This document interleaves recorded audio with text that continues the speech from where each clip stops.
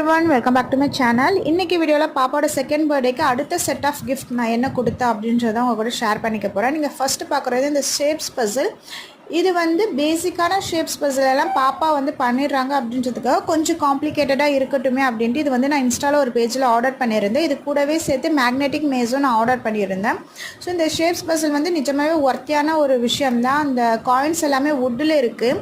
அந்த போர்டுமே வந்து வுட்டு தான், பட் லைட் வெயிட்டாக இருக்குது. 400 சம்திங்க்கு வாங்கினேன்.